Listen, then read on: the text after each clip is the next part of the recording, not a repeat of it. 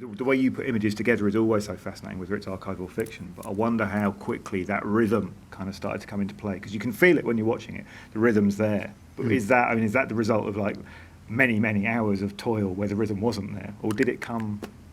It was, quickly? yeah. Well, I was very lucky to be working with Mike, the editor I've worked with previously, a guy called Michael Ogland, who's great, and he really gets my style and brings it to a whole other level. So it was just between the two of us, kind of throwing images and then taking them away. And something we tried very early on was kind of throw in some, I guess you'd call curveballs in there as well, when it felt things were all going too much in one direction. We'd kind of try and turn it on its head a bit and stuff like that. And that was to kind of create these contrasts, which again to me in film is very important, and for the viewing experience. Sure. Will and Adrian, let me bring you in. I mean, what was it about Arcadia that gave you that particular sort of tickle? Was it the idea of the project and the kind of the idea of it as a story of Britain, a portrait of Britain, or a version of Britain? Was there something about it being archived? Was that the particular fascination for you? I think what we first saw was a very, very small piece. I think it was like 10 minutes long or something, right. And it had the guys doing with the glue and stuff, and it seemed extremely powerful straight away, without knowing the entire story, and that was attractive immediately. And Will and I got together by watching that, really, and I think I saw it first and then passed it on. Yeah.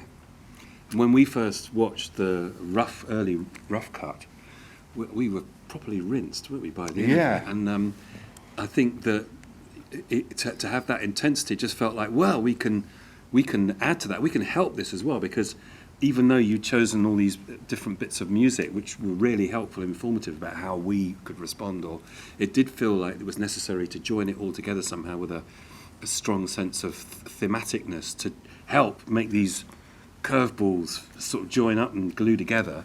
And so it just felt like, yeah, this is 78 minutes of just music. I mean, how often do you get the opportunity to do that in a film score? And it is, like you said, it is like a silent film, because that's where you get to do that much music and mess about, try playing around with the emotions. And I think the way you had put music, the juxtapositions that you had made were really interesting to us straight away. So I think we knew we were with the right person, to be doing that. So. Yeah. But I want to know, because I was curious, because obviously people here will know you from Goldfrapp and Portishead, but obviously I think some people as well will know you from its Passion of Joan of Arc, was a project which had this huge kind of impact. And I wondered if did you draw on that particularly? Were there things that you'd learn on that project that you could then apply here? Yeah, I think working together over the years, you get this kind of thing together, and you trust each other about where you're going with things. And I think Joan of Arc for us was a huge piece of work. We had to do it very quickly, and we're very proud of what we did there. And we learnt a lot on that journey. There was absolutely no speech at all in there. So this was very similar. It wasn't like a drama where there's speech and you got time out. It was all about music all the way through. And I suppose one reading of the film, looking at it through the music, is you bring us through. It's almost like a history of kind of British culture and sort of subculture, because you're moving through from kind of gothic folk, through to glam, and then there's little bits of rave in there as well. I'm wondering how premeditated that was. Whether you thought, okay, so here we are, we're going to take the listener in a sense on this kind of chronology, or is that just you responding to the images? That's us responding, I think, isn't it? And like we said, Paul had made a kind of temp track of really interesting things, not all of which we stayed with. We went on curves, other ways. We found Annie Briggs on the way, which was an amazing thing. Big moment. Yeah. Singing. The recordings that we used were made in the 60s, weren't they? Yeah. So again, it had that slight archival sort of texture to it, and she just sounds so. It's not easy to find folk singers that are very sort of straight in a way, and very unaffected and really pure. And the thing about her is that she was very respected in the 60s, as I understand it. And we found her through somebody I'd been working with, Mary Waterson from Waterson. They'd all worked together, so she knew Annie from when she was a kid, so I was able to get in touch with her. We listened, and the thing about her is she has this real purity. She stopped doing any work in the 70s and just stopped doing music, singing, or anything. It was and has this beautiful, pure, but slightly embellished and odd compared to other folky singers around that world, and very influential, I think. And so we got in touch with her, and she was very, very pleased. Will did this beautiful orchestration around Lowlands, and that was a joy to have her around. And then you picked another track of hers, just purely her track for the film. That was it was quite a big thing, I think, in the context of that film. I was wondering how collaborative the relationship was between the three of you, actually. I mean, it sounds like it wasn't Paul over here and the two of you over there. It sounds like there was a lot of conversation going on. Well, we did get, like you're saying, pages, hundreds of pages of notes. We got hundreds of pages of notes. Drum beat here. No, it was. There was a back and forth between. I don't think we were quite a picture look at that stage, so it was like this idea that, you know, the images were changing ever so slightly in the guys. So I think I pushed their patience, shall we say, by asking for maybe another 10-second outro here and what, you know. So it was I appreciate it, guys. Thanks. I mean, Paul, you mentioned For Those in Peril. If people haven't seen For Those in Peril, please go and seek it out. It's a great, great film. But how challenging was that move from fiction into this completely? Because you're not making non-fiction in a conventional sense. It's not a documentary. You're making this other thing, this kind of third category. Yeah, I think it's I've not watched For Those in Peril for a while, actually. I need to see if It's very good. If it's quite a good I've film. heard otherwise, but I would say that actually we watched that film Right. before we started working with Paul, and both really liked it. It was part of our journey into your world. Really. And it feels like the same director, doesn't it, in a funny sort of way? Yeah. You see the two and think, oh, you know. I think with that it was the same kind of. I think maybe I'm as interested in creating moods and with images and sounds as filmed theatre or anything like that. So it just felt, even on set in a fiction, it's always where it's working with actors and the amazing things they're doing. I'm just looking for these moments that I'm like, all right, that could be something. And with the BFI archive, there's 10,000 of these moments already, so it was like in that way it was just like getting the best rushes you could ever hope for during a shoot, and then so that as a starting place it was very fortunate. And in terms of sort of bringing things together and there being a kind of theme, something sort of bubbling away, there was a quote I read from you, and I wanted to first of all find out if it's actually true. Oh, God. Let's see what you think about it, because we mentioned rave, and it's interesting. I think someone had asked you, this was last year when the film first came out, what the film was about to you, what was there, and you said it was combine harvesters, illegal raves, and the devil. So did I say that? Quoted as saying that. Really? Oh well, I could go with it. Yeah, I think that was being me trying to be smart, no doubt. But I think obviously with everyone watching it there, it's a big thing we all discussed was leaving a lot of space for the audience. It's like with a lot of the content there, it's it was very important to me to leave that to make the audience this kind of crew, part of the process almost, and how they read it, and and this kind of mix of images. But at the same time, there was 2 or 3 things that where, like, watching these hundreds of hours of material, it was, I knew it already, of course, but something that struck me was the inequality of Britain in everything, from the very first film the BFI archive had up to present day. And then along with that was this kind of potential of us in some way moving from a kind of togetherness, like solidarity, if you will, and then with the recently this kind of super capitalism, like, to the individual. So that was something we wanted to explore in the film. And but every image you could pause and there could be an hour on that one thing. And so because of that, we thought with a lot of it was about kind of leaving space for the audience in these complex issues, rather than saying, oh, this is this and this is that, so it was like kind of leaving people to do a bit of their own work almost in the view. Yeah, because obviously that sense of sort of romance and mystique about the weirdness of the British soil, I mean, that's all in there. But at the same time, I mean, your countryside's quite a hard place as well, and it's kind of quite a brutal place at times as well. I'm assuming that was from what you're saying.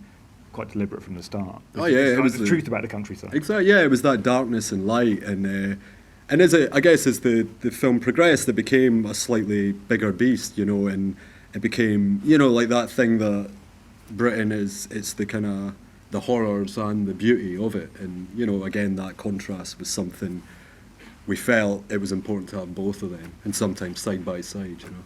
Is it tricky making a film, because we keep talking about it as a film about Britain, but is it tricky to make a film about Britain that's also kind of about England? Because they're two separate things, and you know, you're from Fife, you know this, right? There's almost, it's like a Venn diagram, there's an overlap between England and Britain, but at the same time there's areas where they're very different. Sure. Well, I think the starting place was, you know, a film about the British countryside. So I think hopefully I stuck to that as the, you know, the starting place. But yeah, I know, like there's certainly, like it's interesting because as a Scotsman, it's, you know, that idea of identity it's different again from, you know, from being Scottish and British to being English and Britain. You know, I think that's there's something interesting in that for sure. But I don't know, I just kind of approached it with my, you know, with what I wanted to do. I guess I wouldn't really know how to do it any other way, if you know what I mean. But it's with an English hat on, you know. It's I don't know. It's I mean, was there you sort of hinted at this a little bit earlier? Was there a sense? I suppose it's a question for all three of you, really, of the fact that this is obviously now more than at most points in British history. This is a real tinderbox. I mean, actually, if you got the tone wrong, it could have gone to a strange place. That was almost the first thing when John said it to me. It was like, you know, that was the alarm bells to make a kind of 80-minute, like I was saying, isn't everything amazing film, and especially by using archive material immediately, it's, you know, so loaded with what, you know, all these buzzwords, nostalgia and the olden day, you know. So it was like something we were wary of from the very start, and it became about this, I guess, showing the complexities of it, and rather than, but that was something that, we were very conscious of from the first moment. But I think even at the beginning, the Brexit vote hadn't been yet, so it's interesting since then, watching it, and it's like, all right, that's, it seems like directly influenced by it almost, but, you know, it was all there before that, I guess. It's so it was all, whatever there is now, there was still, you know, pre-Brexit. I mean, I wonder, it's a question for all three of you. It's just that idea that, because people here will have seen the film for the first time, but you will have seen this footage for the first time as well when you were piecing it together. The thing about archive footage is suddenly, so things that you think you know very well, periods in history, suddenly look very, and certain kind of cultural moments suddenly look very different. So the thing I'm thinking of is the cheese roll, and it's that idea that I think for lots of us, you see that on TV news, and it's this kind of emblem of British eccentricity, and you see it on there, and I don't know, maybe it's just me, but you're thinking, there's something very askew about this. This is such a genuinely deranged thing to do. This isn't eccentric. This is something else entirely. Is that just me, or was that the three of you as well? Not with necessarily that scene, but with moments where you thought, oh no, this is suddenly, that's the thing about archive, isn't it? Changes your perspective. I think that's something throughout it was about kind of,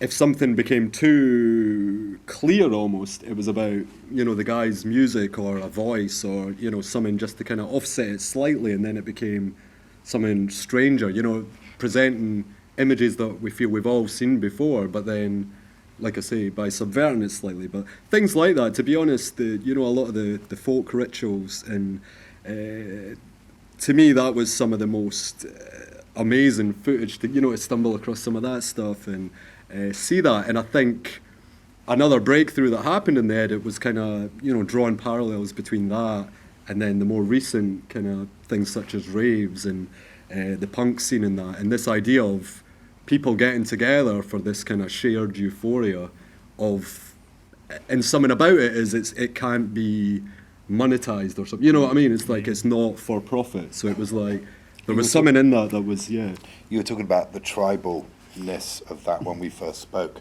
about all of those things like nudists, and they're in a tribe together of the things that they do, like raves and stuff, which I thought was interesting. I hadn't thought of it like that. And also you talked about the idea that this was somehow somebody trying to explain to an alien what Britain was. Which I like. That sounds good, Yeah. You maybe come up with that. Well, I think I'll take that. Yeah, no, exactly. That with fresh eyes almost, or Yes. with curious eyes, like that idea. Yeah. But it's fascinating musically as well, though, because it feels like there's that thread there. Because when we think about like pop culture and underground culture, people talk about rave as coming from there. But it doesn't feel artificial the way you've done it. There's something in the way that you've executed that where it feels the music has its own personality and it takes these different forms rather than it being here's the folk section, here's the rave section, here's the glam section. Well, I think that's also the juxtaposition of music out of context with, so you wouldn't put, like when the guys are doing Glue, you wouldn't put heavy metal. We were talking about this today on the radio, because that would just it would just be, oh yeah, well that's really obvious to do that. So I think Paul started this ball rolling with that, and then we tried to keep a coherent thread through everything, even if it was like a glam track or an orchestral track or theme. We kept a thematic thing throughout it. We wrote a couple of themes very early on without actually having any picture. Okay. And we got a few ideas about sound, how we were going to distort voices and stuff before we had any picture, and some of that, a lot of that stuff actually you liked, so we kept that in, and it kept a thread throughout, a sort of cohesion, if you like. So it wasn't a bunch of tracks from different people, which is cool, Easy Rider, amazing, but that's not what we wanted here. It's a score, isn't it? It's not a Yeah. soundtrack. It's a score. I think something I loved that the guys done was, sometimes it was the same track as well. It would be a track that's in the film after 10 minutes, and then maybe an hour into the film, there it is again, but there's something different. It's been. Well, that's what we were trying to do. We had a subverted, theme, which distorted, is classic, brilliant, heroes of ours from, take a theme and then make it work for the whole film in different ways. And I think we were definitely trying to do that one. We were trying to do that. We didn't end up doing it all in F sharp minor like John Barry would have done, but No. but we did. And also, what was quite nice was, and I always loved this, is that we would send Paul music, and he would just put it where he thought it should go. That's great. That's a That good always brings something that you could never sort of pre-arrange, and I think that sometimes that trying to pre-arrange something deliberately is less powerful than when it just happens by accident. And then, sorry, go ahead. Yeah, that and the thing of us writing without picture at the beginning was that it freed us completely from anything. It was about, this is what we've seen this film, and this is in our head. Now let's write some music that's got that kind of idea in it, and without not to picture, then try it. We sent it to Paul, and some of those things are in there now, and it is like having a stack of CDs like you must have had, and trying, say, Iggy Pop or ABBA or Mahler, or and every single thing will have a different feeling about it. Difference is we have to write that music and then try it, and so in a way it's kind of good to either write it without picture and see how it works, or give it to the director and he can put it where he wants, and then you get the same kind of juxtaposition. If it had, I possibly wouldn't have just come up with this as the starting place, but like I say, it was a producer that came to me, and it was about making a film with the rural archive, so specifically about the British countryside. So that was the kind of headline starting place, and then but I guess I knew pretty soon that it would be interesting to then bring in towns and cities, and again to kind of create contrast, and so that but I wonder if I don't know, how do you I would have came up with that without, it was kind of nice almost to have that, this is what you have to do with this film, and it gave it something to anchor onto, and then it was all right, where do we go from there, if it's about the British countryside. So that was the only kind of brief, really, as a starting place. So yeah, it was. Yeah. How much of a country boy are you, though? I thought you were quite rural when you were growing up. Yeah, I grew up very much on the coast, in the east coast of Scotland and stuff. So it's funny, like, I've not watched it for a little while and stuff, but seeing the kids rolling down, and I think that was it. Like, it was me and my brother. We just kind of cut about the beach and in the woods most of the days, finding dead things. That, you know, it was like a very kind of scuzzy version of the countryside again, but great, you know, it was like, In my view, yeah, being an island, it allows us to have these kind of weird traditions and this internal thing that we do through our rolling cheeses down and setting fire to barrels of stuff and running down the street with it. And I think everything, you know, with the island, it becomes this kind of pressure cooker. Everything's amplified, and for, you know, as a filmmaker, it's always interesting. The location of a film for me is very interesting, and with Britain, it's almost inbuilt, isn't it? It's like this kind of, like you say, with it being an island, it's you know, you can't just go on a road trip 10 hours away and it's this completely different place. So we've also yeah. been massively invaded, you know, over the centuries, haven't we? And lots of culture has come in to us, which is all a big hodgepodge of ideas and rituals and stuff, language. And also, there was the bit in the film where the French arrived, didn't they? In the Yeah, scared them off. yeah. That had a kind of islandy feel to it. I think Yeah. definitely that covered a bit of that base. It's weird though. You do. I think as British people, you often, even if you're from the coast, and actually, I thought so. You're from the coast, Bristol, obviously, you know, Portsmouth. I'm from the coast. You spend a lot of time looking inward. I don't remember looking out at France and actually thinking about it at all. You were still just all you were aware of was the rest of England behind you. Right, yeah.